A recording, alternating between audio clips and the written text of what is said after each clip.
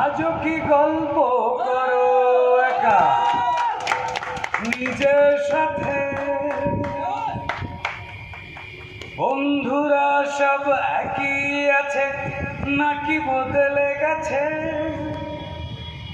আমরা বড় হয়ে বন্ধুরা বদলে যায়, আমরাও পাল্টাই, কিন্তু বোধহয় ভেতরে মানুষটা একই থাকে। আমরা সারাক্ষণ একটু বড় হয়ে গেলে জীবনে হয়তো অনেক কিছু আসে, আবার যেগুলো আসে দেখা যায় যে যেটা ঢেলে এসেছি, যেটা মনে হচ্ছিল এটা আমাদের আটকে রেখেছে, দ্যাট ওয়াজ মানুষের মনে লেখা।